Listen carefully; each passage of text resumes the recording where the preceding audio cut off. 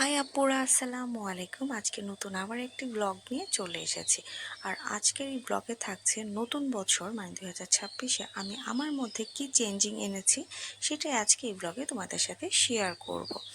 তার মধ্যে বলে নেই, যেহেতু আমার সংসার, ছোট একটা বাচ্চা আছে, সব কিছু সামলে টাইম টু টাইম একটা ভিডিও আপলোড করা আমার জন্য একটু কঠিন হয়ে যায়। তো এই জন্য টাইম টু টাইম আমি এই ভিডিওগুলো আপলোড করতে পারিনি, অনেক লেটে আমি আপলোড করছি।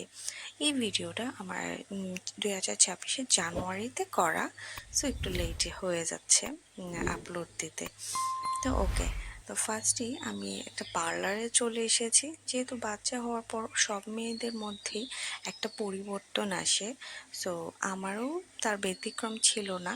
আমি অনেক মোটা হয়ে গিয়েছিলাম, আমার স্কিনটা অনেক ব্ল্যাক হয়ে গিয়েছিল, হেয়ার অনেক ড্রাই হয়ে গিয়েছিল। সো সব কিছু আস্তে আস্তে কাটিয়ে উঠছিলাম। তো তার মধ্যে ভাবলাম যে আমি আমার হেয়ারটা একটু কালার করে নিই। সো এই জন্যই আমি চলে এসেছি, আমারটা আমি ব্রাউন কালার করব।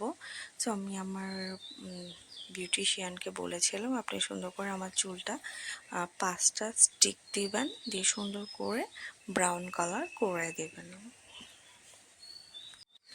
এবং উনি সেইভাবেই আমার চুলটাকে কালার করার চেষ্টা করেছিল।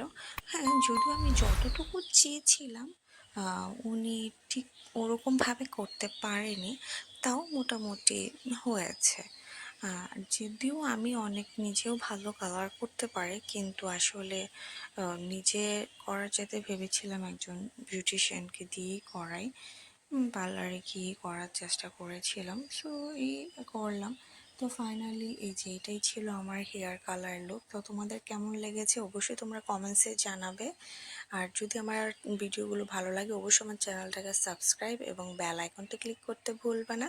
তো আজকে এই পর্যন্ত, সবাই ভালো থেকো, আল্লাহ হাফেজ।